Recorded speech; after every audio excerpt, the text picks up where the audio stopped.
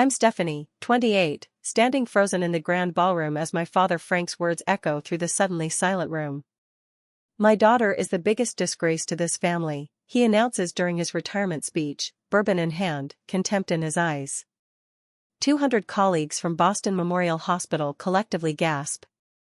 My mother Diane's perfect smile fractures. The crystal champagne flute trembles between my fingers as humiliation burns through me. But instead of shattering my glass or fleeing in tears, I do something unexpected. I raise my glass higher, lock eyes with him, and begin a toast no one in that room will ever forget. Before I continue this story, let me know where you're watching from. Hit that like and subscribe button if you've ever stood up to someone who tried to diminish you. Trust me, you'll want to see how I turned my father's public shaming into the most liberating moment of my life. To understand why my father's words cut so deeply that night, you need to know about the Brooks family legacy.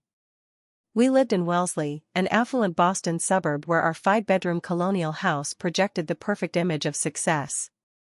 My father, Dr. Frank Brooks, wasn't just a cardiovascular surgeon, he was the cardiovascular surgeon in New England. His name appeared regularly in medical journals, and the governor once called him a state treasure during a charity gala. My mother Diane complimented his professional success with her own brand of perfection. As the quintessential surgeon's wife, she chaired hospital fundraisers, maintained our immaculate home, and never appeared in public without her pearls and professionally highlighted hair. Her singular focus was preserving our family's spotless reputation. Appearances matter more than you realize, Stephanie, she would remind me whenever I questioned her endless social rules. My older brother Ethan was the golden child. For years my senior, he followed our father's blueprint exactly: Dartmouth undergraduate, Harvard medical, and surgical residency at Boston Memorial where our father reigned as department chair. Ethan's accomplishments were celebrated at every family dinner, his academic awards displayed prominently in our living room alongside my father's numerous accolades. Then there was me, the disappointment, the outlier, the creative spirit in a family of scientific minds. From early childhood, I showed interest in art and photography rather than science and medicine. While Ethan dissected frogs in our basement laboratory, a special 10th birthday gift from Dad, I used my allowance to buy disposable cameras and filled notebooks with sketches. These pursuits were tolerated as cute hobbies but never taken seriously. When will you grow out of this phase? Dad would ask whenever he caught me with my camera. Brooks women support Brooks men. They don't waste time on frivolous pursuits. Our family operated on a clear system of conditional love. Achievements earned brief moments of approval, failures or deviations from the prescribed path resulted in emotional withdrawal or outright criticism. When Ethan won the state science fair at 16, Dad bought him a car. When my photography was selected for a student exhibition that same year, Dad didn't even attend. The first time I experienced my father's public disappointment was during my 8th grade science fair. My project explored how different types of light affected photographic film, combining science with my passion for photography. I thought he'd finally be proud. Instead, when the judges awarded me second place instead of first, he shook his head and walked away without a word. Later that night, I overheard him telling my mother, "She lacks the Brooks competitive edge." It's concerning. Our family maintained an elaborate facade of perfection while harboring deep secrets. My father's charming public persona masked a controlling private nature. At home, he ruled through financial power and emotional manipulation. My mother self-medicated her anxiety with prescribed pills and afternoon wine. Ethan developed stomach ulcers by 17 from the pressure to be perfect.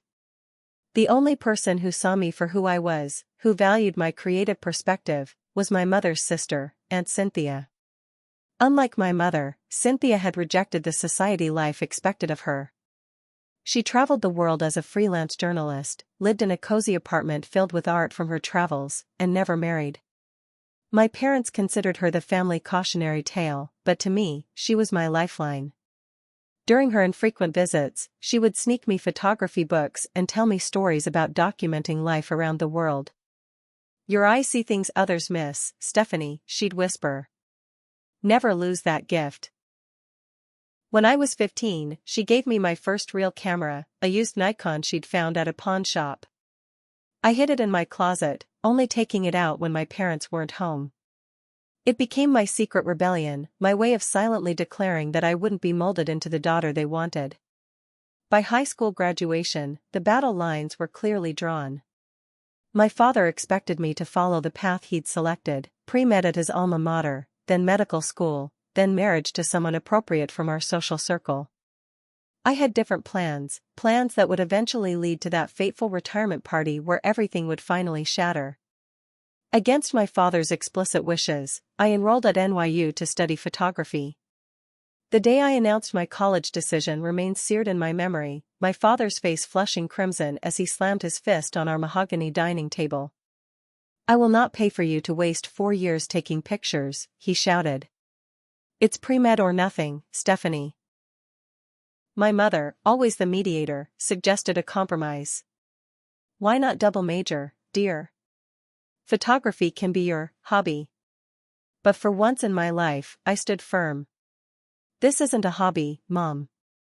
This is who I am." 3 days of tense silence followed before my father delivered his ultimatum over breakfast. "Fine. Go to NYU. Study your pictures. But not on my dime. If you want to disgrace this family with such a frivolous pursuit, you'll do it on your own." True to his word, he withdrew all financial support. The college fund that had been promised throughout my childhood vanished overnight. My mother secretly slipped me $500 as I packed my belongings, her eyes downcast, whispering, "I wish I were stronger, Stephanie." Those first months in New York were brutal. While my former classmates lived in comfortable dorms with meal plans, I shared a tiny apartment in Brooklyn with 3 roommates and worked 2 jobs, morning shifts at a coffee shop and weekend gigs as an event photographer's assistant. Between work and classes, I averaged 4 hours of sleep. Yet despite the exhaustion, I felt alive for the first time. In New York, nobody cared about the Brooks family reputation. Nobody expected me to be anything other than who I was. My photography professors evaluated my work on its merits, not my family name. During my sophomore year, I met Professor Miranda Chen, who would become my mentor and greatest advocate. After class one evening, she held me back to discuss my portfolio. "You have a unique perspective, Stephanie," she said, flipping through my urban landscape series. "But you're holding something back. There's anger in these compositions, controlled but present. What are you not expressing?" That simple question cracked something open in me. I broke down in her office, sharing the story of my family's rejection. Instead of pity, she offered challenge. "Channel it," she advised. "Great art comes from truth. Stop hiding from yours." Under her guidance, I developed a new photography series exploring family dynamics and emotional absence. The images were stark, uncomfortable, and deeply personal: empty chairs around dining tables, closed doors with light seeping underneath, shadows stretched across manicured lawns. The exhibition, titled Perfect Facades, became my junior showcase. To my shock, it received attention beyond the university. An editor from a prestigious photography magazine featured my work, praising its unflinching examination of emotional sterility in privileged spaces.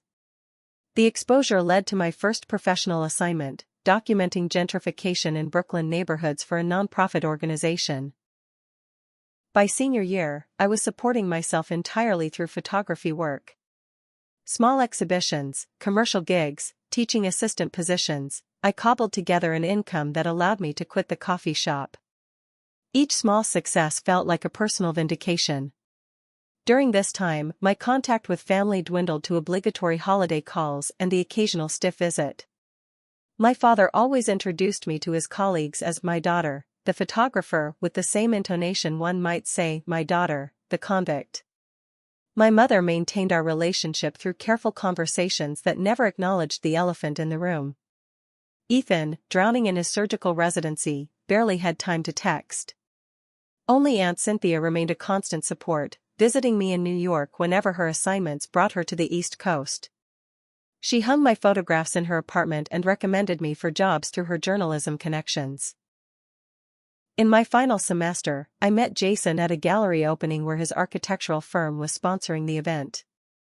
Unlike the men my mother had subtly pushed toward me over the years, Jason saw my ambition as an asset, not a liability. An architect with his own creative drive, he understood my passion and encouraged my independence. "Your family doesn't get what they threw away," he said after meeting them briefly at my graduation, which my father attended with visible reluctance. "But someday they'll see." After graduation, my career gained momentum. A travel magazine hired me for a 3-month assignment documenting coastal communities in Portugal. The resulting photo essay won a regional award and led to more international assignments. Each success took me further from Boston and the shadow of my family's expectations. Photography became my form of therapy. Through my lens, I processed the conditional love of my childhood, the constant feeling of inadequacy, and gradually, my own self-worth emerged. I developed a distinctive style that critics described as intimate yet universal, finding emotional truth in ordinary moments. For 6 years, I built my career one assignment, one exhibition, one award at a time. I moved into my own apartment in Brooklyn, fell deeply in love with Jason, and created a life that was authentically mine. The pain of my family's rejection never fully disappeared, but it dulled to a manageable ache. Then the cream-colored envelope arrived in my mailbox, embossed with Boston Memorial Hospital's logo, an invitation to Dr. Frank Burke's retirement celebration after 30 years of distinguished service. Inside was a handwritten note from my mother: "Your presence would mean a great deal." I stared at that invitation for 3 days, unsure whether to RSVP or throw it away. I couldn't have known then how that single event would shatter our family's carefully constructed facade forever. The invitation sat on my kitchen counter for nearly a week, its cream-colored elegance accusatory against the worn wood. Jason found me staring at it one evening, glass of wine in hand. "You don't have to go," he said, wrapping his arms around my waist from behind. "They haven't earned your presence." But something in me knew this was important, a crossroads I couldn't avoid.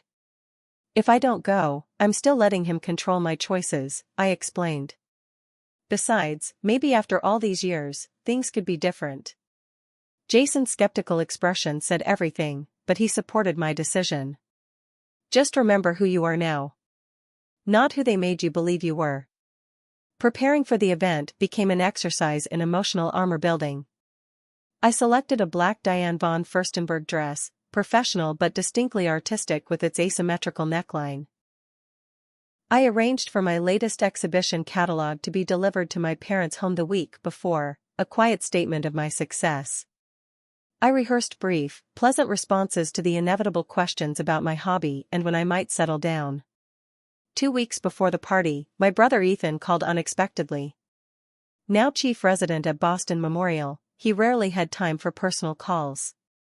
"Are you really coming?" he asked, sounding surprised when I confirmed. "You should know something first. Dad's not well liked at the hospital anymore." This revelation caught me off guard. In my mind, Frank Burks remained the revered surgical god of my childhood. Ethan explained that over the past decade, my father's demanding nature had evolved into something darker. Younger doctors avoided his service. Nurses requested transfers. Complaints had been filed but mysteriously disappeared. "The administration is giving him this lavish send-off because of his reputation and donor connections, not because anyone's sad to see him go," Ethan admitted. "I thought you should know before you walk into that room." Curious about these allegations, I reached out to former classmates now working at Boston hospitals. One connected me with Sarah, a veteran nurse who had worked with my father for 15 years. We met for coffee during my pre-party visit to Boston. "Your father is brilliant," Sarah acknowledged, stirring her latte. "But brilliance doesn't excuse cruelty. I've seen him reduce residents to tears, throw instruments during surgery, and take credit for others' work."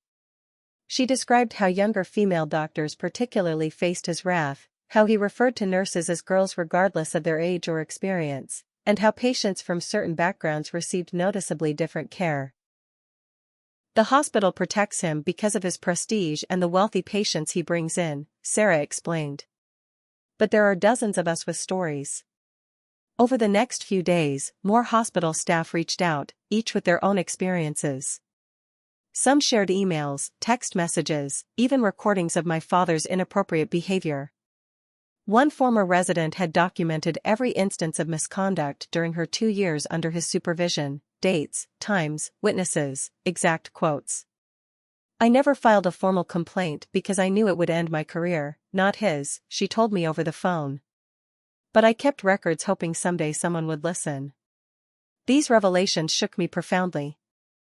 The father I resented for his personal treatment of me was, it seemed, equally terrible to countless others. His cruelty wasn't reserved for his disappointing daughter, it was his modus operandi. 3 days before the party, Aunt Cynthia called. "Your mother mentioned you're coming to the retirement thing," she said, her voice carrying its usual warmth despite the static of an international call from her assignment in Bangkok. "I wish I could be there for moral support." "I'll be fine," I assured her, though my stomach tightened at the thought. "Listen, Stephanie, there's something you should know before you see them." She paused, uncharacteristically hesitant. "Your parents' marriage, it's not what it seems. Your father has been unfaithful for years. Your mother knows but stays for the social position." This revelation shouldn't have surprised me, yet somehow it did. In my mind, my parents' relationship had always been united, at least in their disappointment in me. "How long have you known?" I asked. "Since you were in high school." I confronted Diane about it once. She said, "We all make our choices, Cynthia." I chose security. Aunt Cynthia's voice softened. "I'm telling you this because I don't want you walking in there with any illusions about the perfect family you failed to satisfy. They were never perfect, Stephanie. And you were never a failure." The night before the party, I barely slept in my sterile hotel room. Doubt crept in as I stared at the ceiling. Was I making a mistake by attending? Was I setting myself up for more hurt? But alongside the doubt was a new feeling, a steely determination. For the first time, I would face my family not as the disappointing daughter seeking approval, but as a successful woman who had built a life on her own terms. I fell asleep around dawn with one clear thought: whatever happened at that retirement party, I would no longer carry the weight of being the family disgrace. By the end of the night, that burden would be returned to its rightful owner. The Boston Ritz-Carlton ballroom gleamed with old money and medical prestige. Crystal chandeliers reflected off serving trays carried by white-gloved staff. Ice sculptures in the shape of caduceus symbols slowly melted at either end of the expansive buffet. A string quartet played discreetly in the corner. This wasn't just a retirement party, it was a coronation for Boston medical royalty. I arrived 15 minutes late, a small act of rebellion. Heads turned as the maitre d' announced, "Miss Stephanie Brooks," at the entrance. I recognized the curious glances. Many had likely heard about Frank Brooks' artistic daughter who'd rejected the family's medical legacy. My mother materialized immediately, as if she'd been watching the door. Diane Brooks at 58 remained impeccably preserved, her blonde highlights fresh, her navy St. John knit suit perfectly tailored, her pearls luminous against her tanned skin. "Stephanie, darling," she air-kissed near both my cheeks, careful not to smudge her lipstick. "You're finally here." I was beginning to worry. Her eyes performed a rapid assessment of my appearance. "That's an interesting dress choice. Wouldn't something colorful have been more appropriate for a celebration?"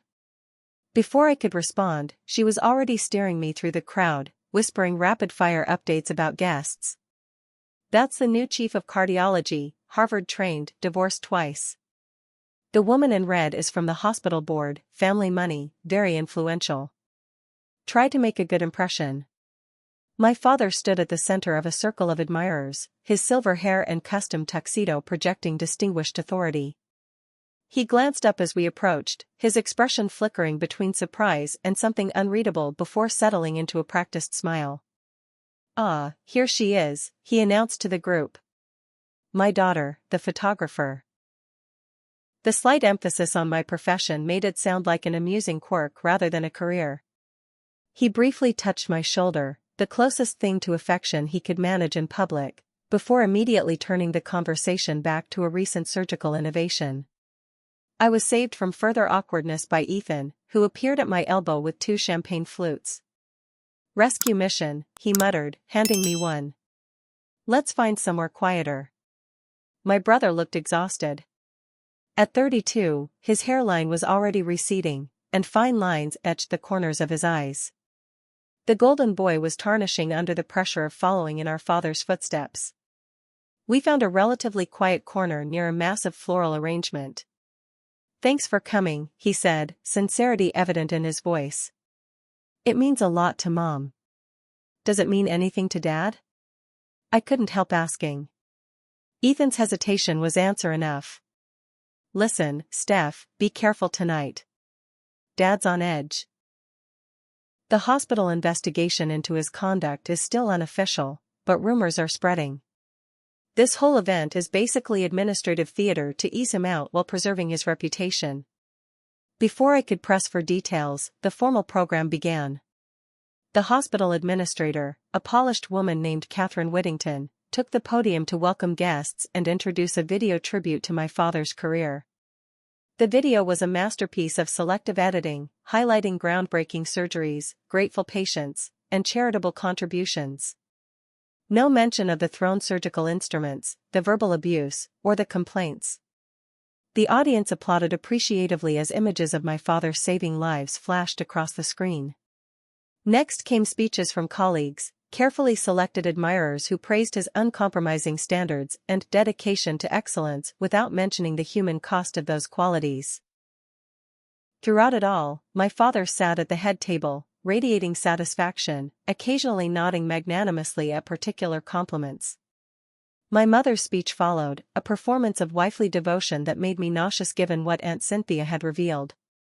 "Behind every great man is a woman who believes in him," she began, her voice carrying the practiced cadence of countless charity luncheon addresses. "For 35 years, I've had the privilege of supporting Frank's extraordinary vision and talent." She described a partnership that existed only in country club mythology, the brilliant surgeon and his devoted wife building a legacy together. I watched my father's face as she spoke, noting how he accepted this fiction as his due. Finally, it was his turn. Dr. Frank Brooks approached the podium to a standing ovation, his confident stride that of a man accustomed to commanding rooms. He adjusted the microphone with the same precision he would use to position a scalpel.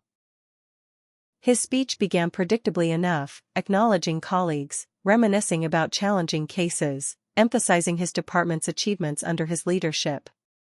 He spoke about medicine as a calling, about the responsibility of holding lives in one's hands. Had I not known better, I might have been moved. Then came the pivot to family. "They say a surgeon's family makes the greatest sacrifices," he said, his voice taking on the performative humility I recognized from childhood. "My wife, Diane, has been my partner in every sense of the word." More platitudes followed about my mother's support. "Then, my son, Ethan, has made me proud by carrying on our family's medical tradition. Already showing remarkable promise as a surgeon." The slight pause that followed sent a chill down my spine. I knew what was coming. "And then there's my daughter, Stephanie." His tone shifted subtly, his smile tightening. "Who chose a different path." The audience chuckled politely, unaware of the tension building. "I must admit, I've never quite understood the appeal of photography when one could be saving lives," he continued, attempting humor that didn't reach his eyes. "But I suppose every family needs its rebel." Another polite laugh. I maintained my composed expression, though my hands gripped my clutch tighter. "Though I sometimes wonder," his voice dropping to a more intimate tone, as if sharing a confidence with the room, "if she realizes what she gave up. The Brooks family has produced 3 generations of surgeons. A legacy of excellence." He looked directly at me now, something darkening in his gaze. Perhaps it was the champagne loosening his carefully maintained facade. Perhaps it was the accumulated resentment of years watching me succeed outside his control. Whatever the cause, what came next shocked even me. "I've come to accept that my daughter is the biggest disgrace to this family. A waste of potential and opportunity that others would have given anything to have." The ballroom fell silent. 200 faces turned toward me, expressions ranging from shock to uncomfortable pity. My mother's perfect smile froze in horror.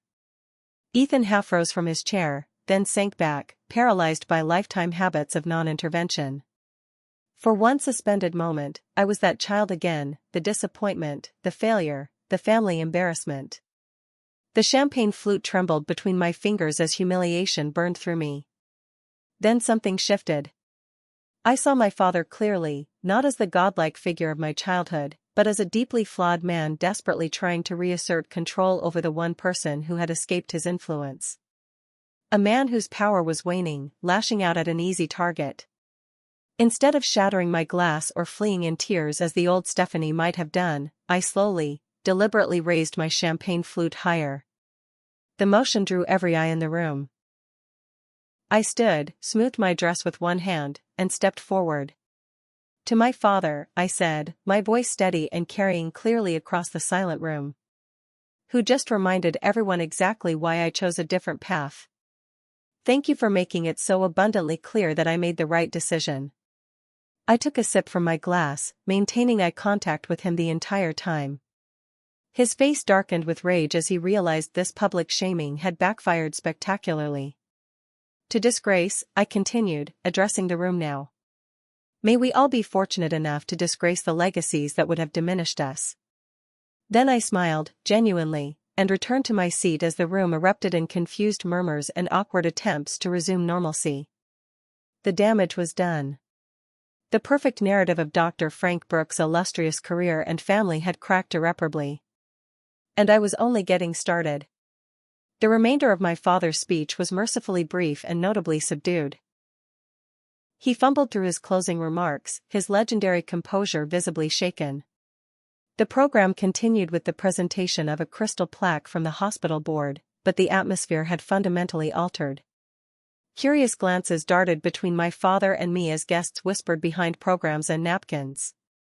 As soon as the formal proceedings concluded, my father excused himself from the head table. His departure looked casual to most, but I recognized the controlled fury in his stride, the same walk that had preceded many childhood confrontations. My mother shot me a pleading look across the room, which I pretended not to notice. I gave him precisely 5 minutes before following, politely extracting myself from a conversation with a surgeon's wife who was awkwardly attempting to compliment my hobby. The hotel corridor outside the ballroom was lined with small meeting rooms. I found him in the third one I checked, a wood-paneled space with a small conference table where he stood staring out the window, tumbler of bourbon in hand. That was quite a speech, I said, closing the door behind me. Very memorable. He turned, his expression glacial. You made a scene. I made a scene? I laughed incredulously. You publicly called your daughter a disgrace in front of 200 people, and I'm the one who made a scene? You deliberately embarrassed me at my retirement celebration. He took a measured sip of bourbon, his surgical hands perfectly steady despite his anger. Was that your plan all along? To come here and create drama on my night?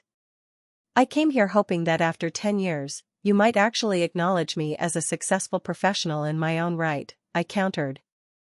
Instead, you took the opportunity to humiliate me. Again. Success? He practically spat the word. Taking pretty pictures is not success, Stephanie. It's a hobby masquerading as a career. I built a medical legacy that saved thousands of lives.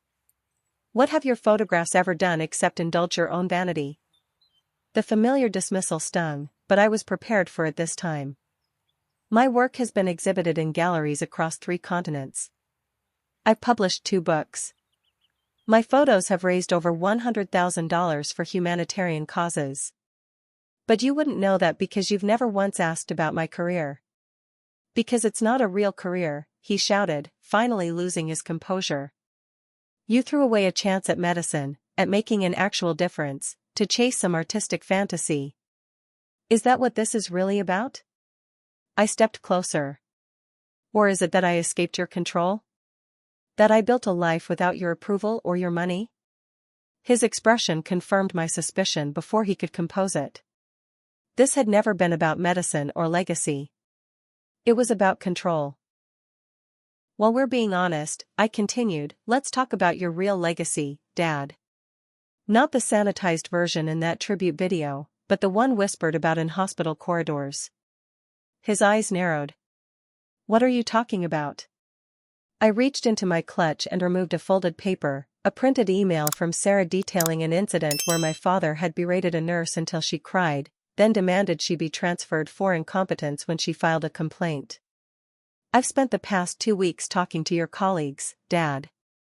Your real colleagues, not the sycophants who spoke tonight. The nurses you belittled. The residents you abused.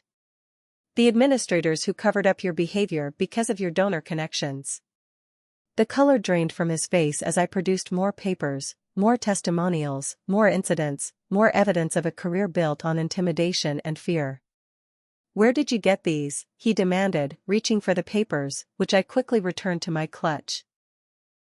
People were surprisingly eager to talk once they realized I wasn't there to defend you, I replied. Turns out, the great Dr. Brooks has quite a reputation beyond his surgical skills. The door opened before he could respond. My mother entered, her perfect composure slightly frayed at the edges. There you are, she said with forced brightness. People are asking where the guest of honor disappeared to. The board wants photos. She assessed the tension in the room with a practiced eye.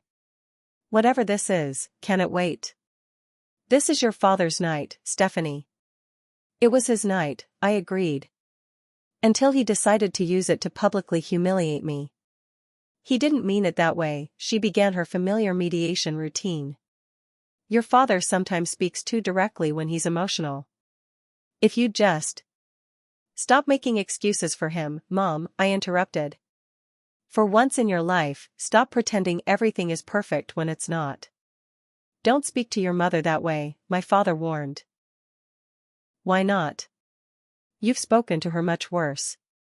Or do you think I don't know about your affairs? About how you've treated her all these years? My mother froze, her carefully maintained facade cracking. Stephanie, please. No more secrets, I said firmly. No more pretending. I'm done participating in this family fiction. My father's expression turned calculating. What exactly do you want, Stephanie? Money? Is that it? You've had your little career experiment, and now you need a bailout? The suggestion was so insulting I actually laughed. I don't want or need your money. I want accountability. I want you to acknowledge how you've treated people, including your family. Or what? His voice dropped to a dangerous whisper. You'll share these stories? Try to damage my reputation? Who do you think people will believe, an internationally respected surgeon or his resentful daughter with an axe to grind? Before I could respond, the door opened again, and Ethan entered.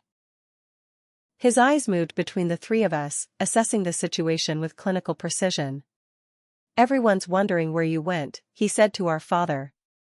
The hospital photographer is waiting for family pictures.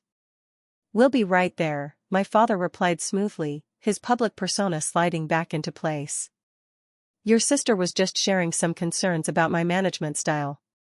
Ethan's gaze fixed on the papers partially visible in my clutch. The complaints? He asked quietly. You found them? My father's head snapped toward his son.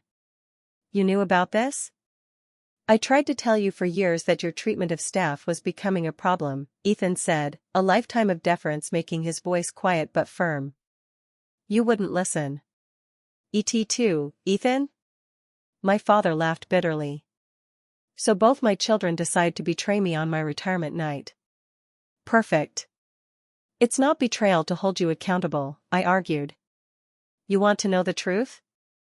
My father's voice dropped to a dangerous quiet. I never wanted a daughter. I wanted 2 sons to carry on the Brooks medical tradition. Your mother insisted on trying for a girl. When you were born, I agreed to raise you on one condition, that you would follow the path I set. You broke that agreement. The cruelty of his words hung in the air. Despite everything, despite knowing intellectually that his approval wasn't worth having, the finality of his rejection pierced something deep within me. My mother made a small, wounded sound. "Frank, stop this. She's your daughter. A daughter who's spent her entire adult life rejecting everything our family stands for," he countered. "No," I said, finding my voice again. "I rejected the lie that this family stands for anything admirable. The great Dr. Brooks, beloved by patients, feared by staff, unfaithful to his wife, emotionally abusive to his children. That's your real legacy, Dad." Ethan stepped forward, positioning himself slightly between us. "She's right, Dad. We've all been enabling you for too long. The hospital is already quietly investigating complaints against you. This retirement isn't just about your age, they're pushing you out before the problems become public." My father's face contorted with rage. "You ungrateful." The door opened again, this time revealing a young hotel staff member who froze at the obvious tension. "Excuse me, Dr. Brooks? The board chairman is asking for you for the final toast." My father glared at Ethan and me. "This conversation isn't over." He straightened his tie, drained his bourbon, and transformed back into the charming surgeon laureate before stepping out. As the door closed behind him, my mother collapsed into a chair, her perfectly manicured hands trembling. "Do you have any idea what you've done?" "What I've done?" I echoed. "What about what he's done? What about the fact that he just admitted he never even wanted me?" "He didn't mean it," she insisted weakly. "He's just upset." "Stop defending him, Mom," Ethan said, surprising me with his firmness. "Stop pretending everything is fine when it's not. It's destroying all of us." My mother looked up at her son, her golden child, with shock. "You too?" "Yes," he said simply. "Me too. I'm done pretending." The door opened once more, this time revealing my father with the hospital administrator, Catherine Whittington. Their conversation halted abruptly as they registered the scene before them. "Is everything all right?" Catherine asked, her professional smile firmly in place though her eyes showed concern. "Family discussion," my father replied smoothly. "Nothing to worry about." Catherine nodded but didn't look convinced. "The photographer is waiting, Dr. Brooks. And people are beginning to notice your absence." "We'll be right there," he assured her. As she left, he turned to us, his voice low and threatening. "We will appear as a family for these photographs. We will smile. We will maintain appearances. Afterwards, we'll discuss what it will take to ensure these stories remain private." "Are you trying to buy my silence?" I asked incredulously. "I'm offering a mutually beneficial arrangement," he corrected. "Name your price." I stared at the man I'd spent my life trying to please, finally seeing him clearly. "There isn't enough money in the world, Dad. Everyone has a price, Stephanie." "No," I said, gathering my clutch and moving toward the door. "Not everyone operates the way you do. And I'm done letting you believe that your way is the only valid one." I paused at the threshold, looking back at my family, my furious father, my shattered mother, my conflicted brother. "I won't be in your photos, and I won't be part of this charade anymore. My price isn't money. It's acknowledgement and change. Until you're ready to offer that, we have nothing more to discuss." I walked out, closing the door firmly behind me. For the first time in my life, I'd confronted my father without seeking his approval, without hoping for reconciliation, without compromising my truth.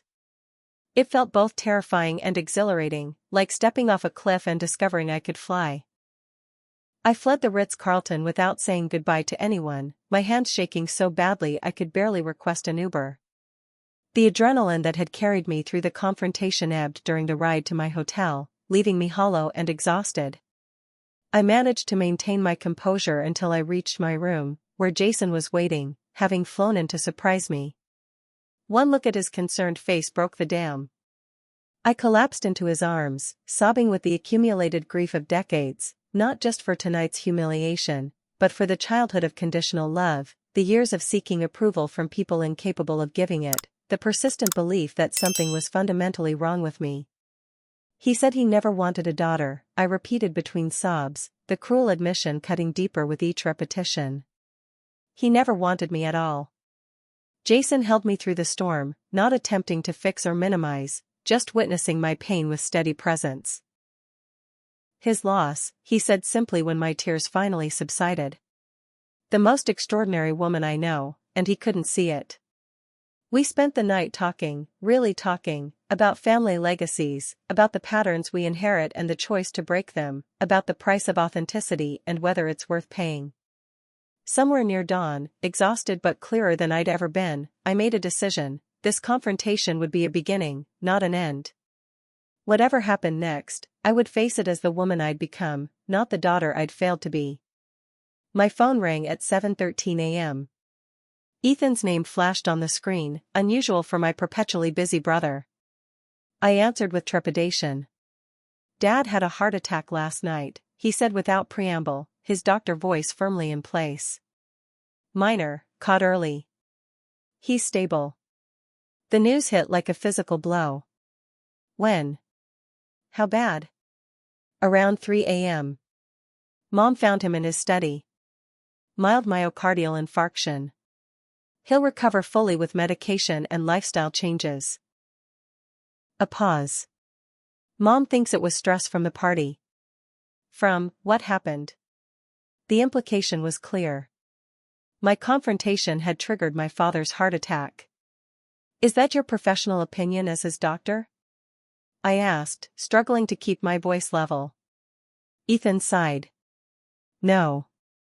As his doctor, I'd say it was years of untreated hypertension, poor stress management, and ignoring warning signs. As his son. I don't know, Steph. It's complicated. She's blaming me, isn't she? She needs someone to blame who isn't him. Or herself. His voice softened. For what it's worth, I don't blame you. What he said to you was unforgivable. We talked a few minutes longer, agreeing to stay in touch about his condition. After hanging up, I sat on the edge of the hotel bed, Jason's hand warm on my back, and confronted the swirl of emotions, guilt, concern, anger, and underneath it all, a stubborn kernel of relief that I'd finally spoken my truth, regardless of the consequences. Over the next days, the fallout intensified. My mother left a series of increasingly accusatory voicemails. How could you do this to him? After everything he's done for you. This family is falling apart because of your selfishness. I didn't respond, recognizing the familiar pattern of making me responsible for my father's actions and emotions. Instead, I returned to New York and immersed myself in work, processing the experience through my camera lens. 3 days after the party, an unmarked manila envelope arrived at my apartment. Inside were more testimonials against my father, incidents I hadn't known about, stretching back 15 years. A post-it note simply read, "Thank you for standing up to him. KW." Catherine Whittington, the hospital administrator who had seemed so deferential to my father, had apparently been building a case against him for years. With his retirement secured, she felt safe sharing the evidence she'd collected. Among the documents was a particularly damning email exchange between my father and a female administrator named Meredith Carter, evidence of not just a professional relationship but a years-long affair. The emails were intimate and occasionally explicit, mentioning weekend getaways and secret meetings in his office after hours. I sat at my kitchen table, staring at printed evidence of what Aunt Cynthia had alluded to, my father's infidelity. What shocked me most wasn't the affair itself, but the tenderness in some of his messages to Meredith. Missing your smile today. You understand me like no one else does. Words of affection he'd never expressed to his family. The question of what to do with all this information weighed heavily. Part of me wanted to expose everything, the abusive behavior, the affairs, the hypocrisy. Another part recognized that such exposure would devastate my mother, regardless of whether she already knew about his infidelities. I called my friend Kelly, a lawyer specializing in medical ethics, seeking guidance without revealing identities. Hypothetically, she advised, if someone had evidence of a doctor's professional misconduct, they could file a formal complaint with the state medical board. However, personal indiscretions like affairs, while morally questionable, aren't typically grounds for professional censure unless they involved patients or subordinates. And if the affair was with a hospital administrator? I asked. That gets complicated. Potential conflict of interest, possible abuse of power. She paused. This hypothetical doctor, are they still practicing? Recently retired. Then the board might consider the issue moot unless the misconduct was severe enough to warrant retroactive action against their license. She hesitated. Stephanie, whatever this is about, remember that exposing someone else's secrets comes with consequences, not just for them, but for you and everyone involved. Her warning echoed in my mind as I sorted through my options. Before I could decide, Aunt Cynthia arrived unannounced at my apartment, having cut short her assignment in Bangkok. Your mother called me, hysterical, she explained, setting down her well-worn travel bag. I figured you could use reinforcements. Over tea, I showed her everything, the testimonials from hospital staff, the emails documenting the affair, the messages from my mother blaming me for my father's heart attack. None of this surprises me, she said sadly. Your father has always been who he is. The difference is that now other people are finally seeing it too. Mom says I'm destroying the family. This family was broken long before you spoke up, Aunt Cynthia replied firmly. Diane has spent 35 years enabling Frank's behavior and pretending everything was perfect. That's not your burden to carry. What should I do with all this? I gestured at the documents spread across my coffee table. What do you want to accomplish? She asked, her journalist's instinct cutting to the heart of the matter. Revenge? Justice? Protection for others? Be clear about your goal before you act. Her question forced me to examine my true motivations. Did I want to punish my father? Vindicate myself? Protect future medical staff from similar treatment? The answer wasn't simple. While I deliberated, events moved forward without my intervention. A week after the retirement party, I received a call from Catherine Whittington. The Hospital Ethics Committee has opened a formal investigation into your father's conduct, she informed me. Several staff members came forward after the retirement party. Apparently, your confrontation gave them courage. I didn't tell anyone to report him, I clarified, concerned about being seen as instigating a witch hunt. I know. They did it independently. She paused. The board is particularly concerned about allegations that he falsified surgical outcomes data to improve his statistics. That goes beyond interpersonal issues to potential fraud. The investigation proceeded quietly but thoroughly. My father, still recovering from his heart attack, initially dismissed it as disgruntled employees seeking attention. When the evidence mounted, he hired an expensive attorney and claimed medical records had been misinterpreted. Throughout this period, my own career continued its upward trajectory. The opening of my latest exhibition, a series exploring power dynamics in institutional settings, coincided with the height of my family drama. The irony wasn't lost on me. Jason attended the opening, proudly explaining my artistic process to gallery visitors while I navigated interviews with art critics. During a quiet moment, he pulled me into the gallery's back room and dropped to one knee, presenting a vintage camera-shaped ring box. I know this is either the worst timing or the perfect timing, he said, opening the box to reveal an Art Deco engagement ring.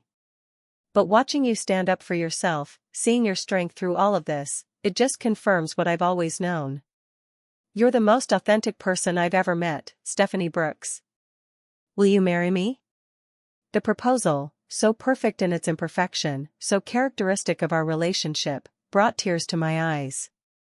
Yes, I whispered, but I'm keeping my name. He laughed, sliding the ring onto my finger. I wouldn't have it any other way. The joy of our engagement provided balance to the continuing family turmoil.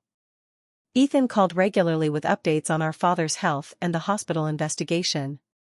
My mother vacillated between pleading for reconciliation and blaming me for destroying the family's reputation. The Brooks name meant something in this community, she lamented during one particularly difficult call. Now people are whispering. Decades of respect, gone. The respect was based on a lie, Mom, I replied gently. Dad built his reputation by intimidating people into silence. You don't understand what it takes to succeed at his level, she insisted. The pressure he was under. Pressure doesn't justify cruelty, I countered.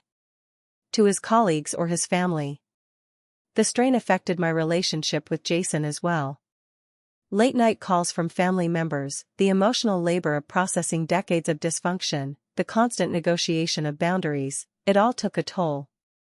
We had our first major argument when he suggested postponing our engagement announcement until the family situation stabilized. There will always be family drama, I said, frustration mounting. I won't put my life on hold waiting for them to accept my choices. I'm not asking you to, he clarified. I'm suggesting we give yourself time to process everything before adding wedding planning to the mix. His reasonableness only irritated me more, unleashing emotions that weren't really about him at all. So now you're controlling my timeline too? Deciding what I can handle? The hurt in his eyes made me immediately regret my words. That's not fair, Steph. I'm trying to support you, not control you. We eventually reconciled, but the incident highlighted how deeply my family patterns had affected my ability to trust and accept support. I began working with a therapist specializing in family trauma, slowly unpacking the complex legacy of being Dr. Frank Brooks' disappointing daughter. 3 months after the retirement party, the hospital ethics committee reached its conclusions. My father received a formal censure, and his privileges at Boston Memorial were permanently revoked, a largely symbolic action given his retirement, but a significant blow to his legacy. More concretely, several of his published research papers were flagged for review due to data irregularities. The news made small ripples in medical circles but never reached the public media. The hospital, eager to protect its own reputation, handled the matter discreetly. My father, once the celebrated face of Boston Memorial, was quietly removed from the donor wall and promotional materials. Amid this professional downfall came a personal one. My mother, after 35 years of marriage, finally reached her breaking point.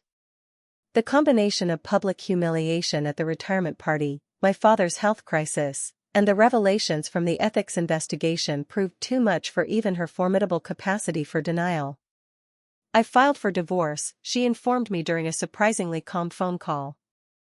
I'm staying with Cynthia until I figure out what comes next. The news stunned me despite everything. In my mind, my parents' marriage, however flawed, had been the one constant, the foundation upon which our family's elaborate facade was built. Its dissolution marked the final collapse of the Brooks family mythology. As the dust began to settle, I received an unexpected package from Boston. Inside was a thick manila envelope containing medical records, performance reviews, and correspondence spanning my father's entire career. A handwritten note explained, found these while cleaning out Frank's home office. Thought you should have them. Diane. My mother had sent me the evidence my father had kept of his own misdeeds, his insurance policy against anyone who might threaten him. Now she was passing that power to me, a quiet acknowledgement that she trusted me to use it more wisely than he had. That night, sitting in my Brooklyn apartment surrounded by the accumulated evidence of my father's true legacy, I made a decision about what came next, not just for me, but for all of us. 6 months after that fateful retirement party, my life had transformed in ways I could never have anticipated. The confrontation that began as a moment of personal vindication had rippled outward, changing not just my relationship with my family but my understanding of myself. My photography career flourished unexpectedly in the aftermath. The exhibition that had opened during the height of the family crisis received critical acclaim, with the New York Times art section praising its unflinching exploration of institutional power and personal resistance.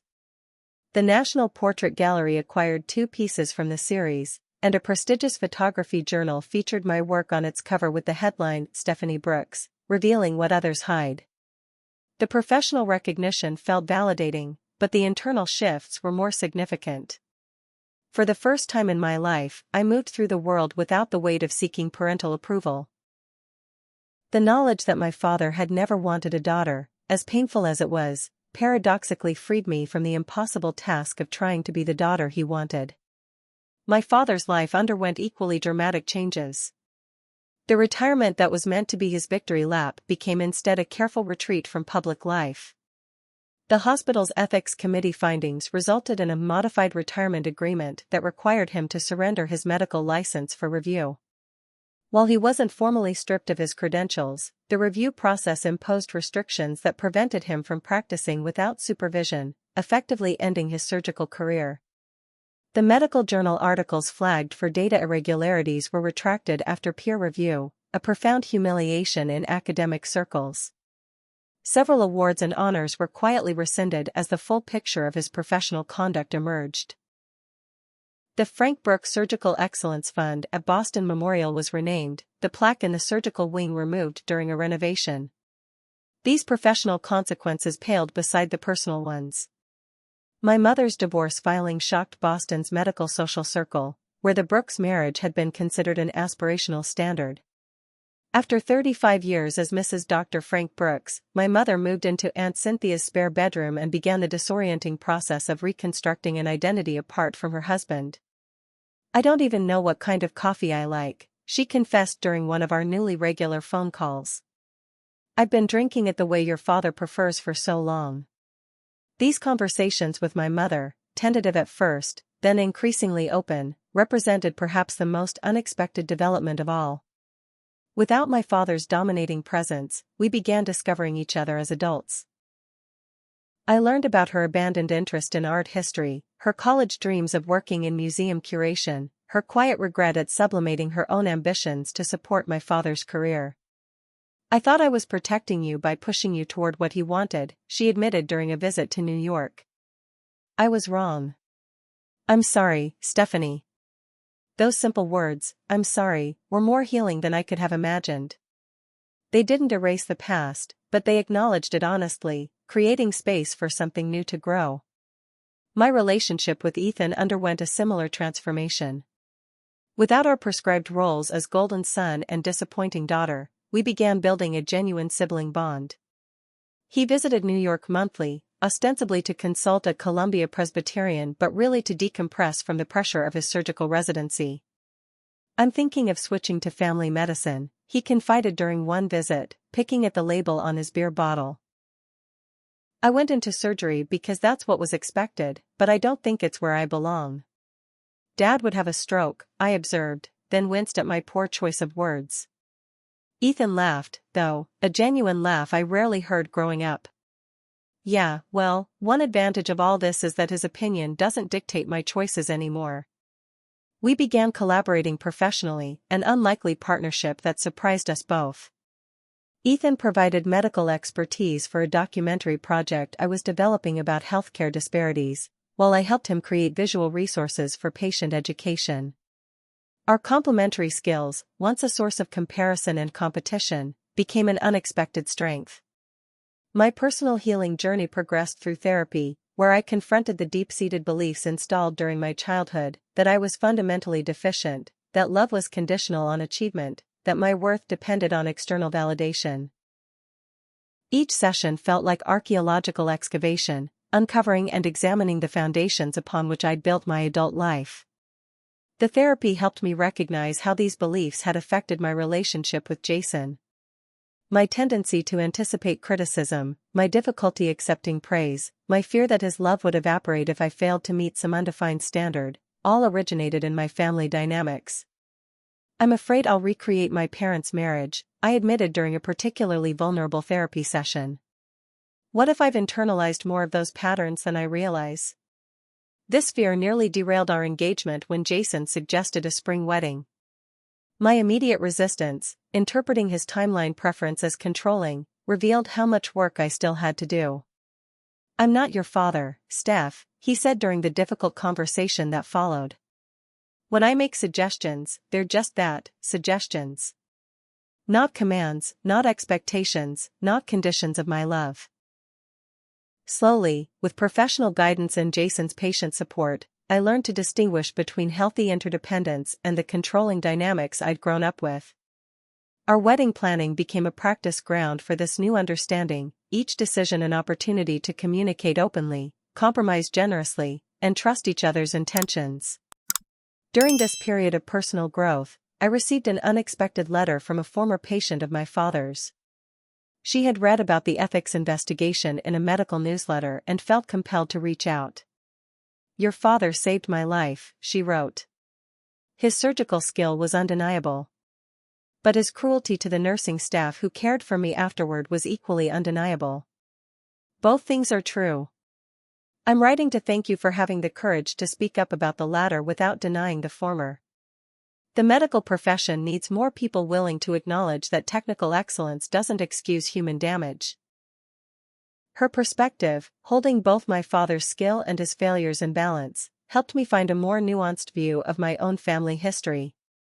The black and white thinking of my youth, where my father was either a godlike figure to be obeyed or a villain to be rejected, gave way to a more complex understanding. He was a talented surgeon who saved lives. He was also a controlling father who damaged his children's sense of self-worth. Both things were true. This understanding informed my new photography series, Family Facades, which explored the masks we wear within our most intimate relationships. Using techniques that combined portraiture with architectural photography, I created images that revealed the structures, both physical and emotional, that families build to protect their secrets. The series debuted at a small gallery in Brooklyn, far from the prestigious venues of my previous exhibitions. Yet something about its raw honesty resonated deeply with viewers. People lingered before the images, often with tears in their eyes, recognizing their own family dynamics in the visual metaphors. "Your work gave me permission to acknowledge what I've always known about my own family," one visitor told me during the opening. "Seeing it through your lens somehow makes it less shameful." These comments revealed something profound, that by telling my truth, I had created space for others to acknowledge theirs. The very qualities my father had dismissed as frivolous, my artistic perspective, my emotional sensitivity, my willingness to look beneath surfaces, had become my greatest strengths as both an artist and a human being. As my exhibition traveled to other galleries, I received similar feedback from viewers across the country. People approached me with their own stories of family expectations, conditional love, and the courage required to chart an authentic path. Each conversation confirmed what I was slowly coming to believe, that what my father had called my disgrace was actually my salvation. The final piece of my transformation involved deciding how to relate to my father moving forward. 6 months after his heart attack, he reached out through Ethan, requesting a meeting. "He's changed," my brother assured me. "The health scare, the divorce, the professional consequences, it's all had an impact. He's seeing a therapist, if you can believe it." I agreed to a video call, setting clear boundaries about duration and topics in advance. When my father's face appeared on my screen, I was struck by how much he had aged. The commanding presence that had dominated my childhood had diminished, leaving behind a man who looked ordinary. "Thank you for agreeing to speak with me," he began formally.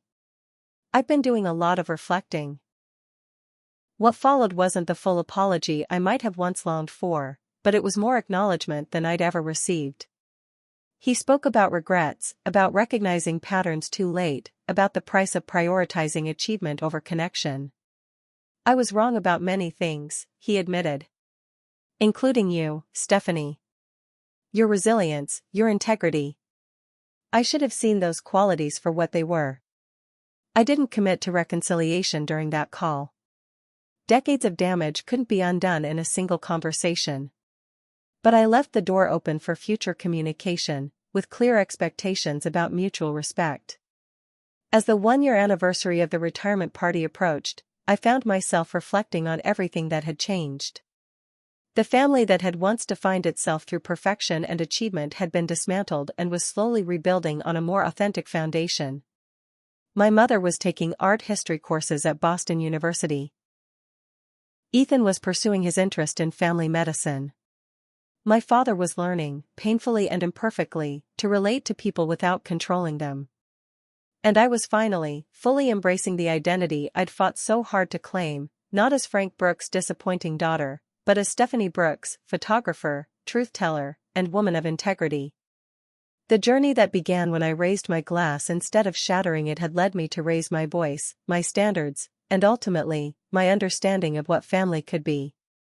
The greatest disgrace, I realized, would have been continuing to seek approval from people incapable of seeing my true worth. Instead, I had chosen the harder, braver path of authenticity, and found, to my surprise, that I was not walking it alone. Exactly 1 year after my father's retirement party, I stood in the Metropolitan Museum of Art's photography gallery, surrounded by the culmination of my Family Facades series.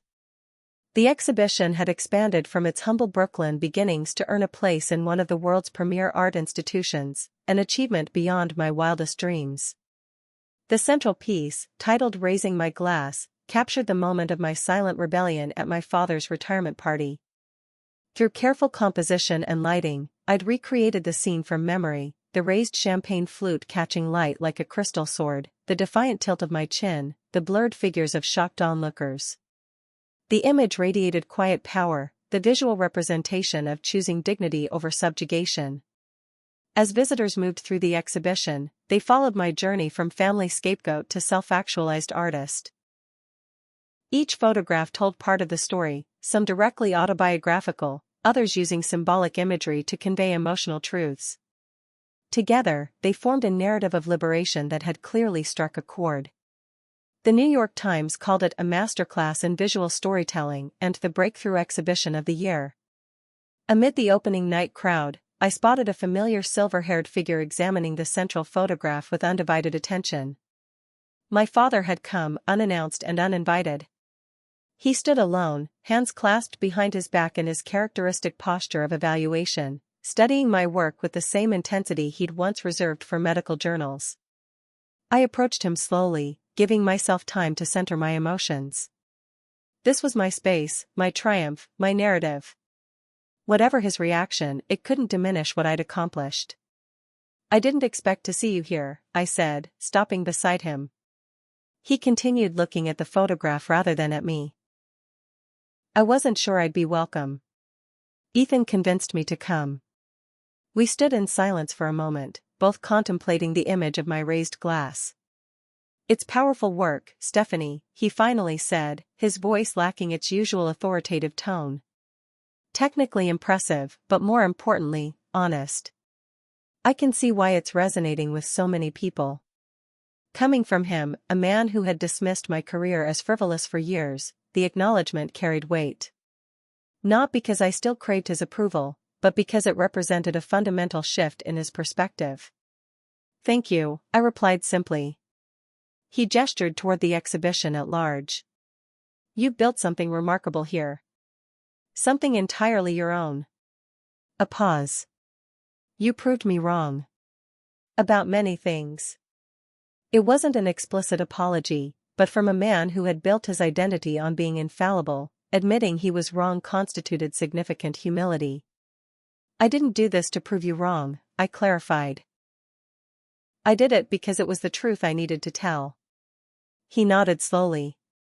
"The truth has never been my strong suit. Appearances, achievements, reputation, those were my currency. But they're poor substitutes for authenticity, as it turns out." We walked through the rest of the exhibition together, an unexpected parallel to the countless museum visits of my childhood. Back then, he had dominated those experiences, lecturing on artistic techniques and historical context with authoritative certainty. Now, he asked questions, listened to my explanations, and offered observations without imposing his interpretation. Near the exit, we paused before the final photograph, a striking image titled Legacy. It showed hands passing a camera from one generation to the next, the older hands weathered but strong, the younger hands eager but uncertain. The image represented my evolved understanding of legacy, not as a burden of expectation but as a gift of possibility. "Your mother is very proud of you," he said, studying the photograph. "So is Ethan. They talk about your work constantly." "And you?" I couldn't help asking, old habits dying hard. He met my eyes directly. I'm learning to be proud of things I didn't plan or control. It's unfamiliar territory. Before I could respond, the museum curator approached, requesting my presence for the formal remarks. My father stepped back, blending into the crowd as I moved toward the small podium. Looking out at the gathered audience, art critics, photographers, museum patrons, and somewhere among them, my father, I felt a profound sense of completion. The journey that had begun with public humiliation had culminated in public recognition, not just of my artistic talent but of my courage to tell difficult truths. A year ago today, I stood in a very different room, holding a glass much like this one. I raised the champagne flute provided for the toast. My father had just called me the biggest disgrace to this family in front of hundreds of people. It was meant to shame me into submission, to punish me for choosing my own path rather than following his. A ripple moved through the audience. Most knew the story from interviews or artist statements, but hearing it stated so directly created a palpable tension. In that moment, I had a choice. I could shatter the glass, flee in tears, or sink back into familiar shame. Instead, I raised my glass, an act of quiet defiance that changed everything. I scanned the room, finding my father's gaze among the crowd. What I've learned since then is that being a disgrace to a toxic legacy is actually the highest compliment. It means you've refused to perpetuate harm. It means you've chosen truth over comfort, authenticity over approval, growth over stagnation. Murmurs of agreement and scattered applause punctuated my words. This exhibition isn't just my story. It's about all of us who've ever had to choose between being accepted and being authentic. Each photograph represents a step in reclaiming the narrative of our own lives, not as others would write it for us, but as we choose to live it. I raised my glass higher. To disgraces everywhere, may we continue to disappoint those who would diminish us, and inspire those brave enough to join us. The crowd responded enthusiastically, raising their own glasses. As they dispersed to continue viewing the exhibition, my father approached once more. "Your speech was illuminating," he said carefully. "I never considered that my definition of disgrace might be fundamentally flawed." "It took me years to understand that myself," I admitted. A museum photographer approached, asking if I'd pose for documentation of the event. Without thinking, I included my father in the frame. "Are you sure?" he asked quietly as the photographer adjusted settings. "Yes," I replied. "You're part of this story, even if not in the way either of us expected." The resulting photograph captured something extraordinary, not reconciliation exactly, but a new understanding. In it, I stood confidently beside my work, while my father stood slightly apart, regarding both me and the photograph with an expression of complex recognition. The image showed two people seeing each other clearly, perhaps for the first time, acknowledging both the damage done and the growth that had followed. After the opening, Jason and I hosted a small gathering at our Brooklyn apartment for close friends and family. My mother attended with Aunt Cynthia, both women embracing me with genuine pride. Ethan brought his new girlfriend, a pediatric nurse with a warm laugh and zero tolerance for medical arrogance. My father declined the invitation with appropriate grace, understanding the boundaries that still existed despite our civil interaction. As our guests celebrated around us, Jason squeezed my hand. "You did it, Steph. Everything you set out to do, and more." "Not exactly," I corrected him. "I never set out to confront my father or expose family secrets or create this particular body of work. I just wanted to be true to myself, whatever that meant." "And that's exactly what you did," he insisted. "The rest followed naturally." He was right. The path from that moment of raising my glass to this night of professional triumph hadn't been strategic or planned. It had simply been authentic, each step a choice to honor my truth rather than accommodate others' expectations. The following morning, alone in our apartment while Jason went for bagels, I received an unexpected email from my father. The subject line read simply, "Recognition." "Last night, I saw not just your work but its impact on others," he wrote. People were moved to tears by images that spoke to their own experiences of family expectation and personal authenticity.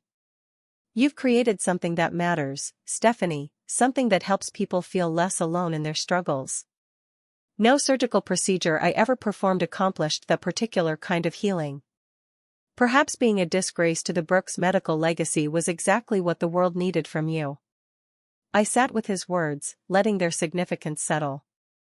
From a man who had measured worth exclusively through professional prestige and social standing, this acknowledgement of Art's healing power represented a fundamental shift in values. His email continued, "I won't ask for forgiveness I haven't earned. But I am requesting permission to learn from you, to understand how authenticity might be possible even at this late stage of my life. Your exhibition showed me a different kind of courage than I've ever practiced." Surgical bravery is straightforward compared to emotional honesty. It wasn't a fairy tale reconciliation, and many aspects of our relationship remained damaged beyond easy repair. But in recognizing the validity, even the superiority, of my path, my father had finally stopped trying to force me onto his. The war between us, waged since my childhood, had ended not with surrender but with mutual recognition. I thought back to that moment a year ago, when his cruel words had echoed through the ballroom. "My daughter is the biggest disgrace to this family." Words meant to wound had instead liberated. By raising my glass instead of shattering it, I had raised my voice, raised the stakes, and ultimately, raised the consciousness of everyone involved, including, remarkably, my father himself. The disgrace had become the triumph. The rejection had become the freedom. The end of one story had become the beginning of a far better one. And in that transformation lay the most powerful truth of all, that sometimes, the greatest act of courage is simply to raise your glass when the world expects you to break. What would you have done in my situation? Would you have had the courage to stand up to family expectations, or would you have chosen a different path? Share your thoughts in the comments below, and don't forget to like, subscribe, and share this story if it resonated with you. Your own story of standing up for yourself might be exactly what someone else needs to hear today. Thank you for listening, and remember, sometimes being a disgrace to toxic expectations is the most graceful thing you can be.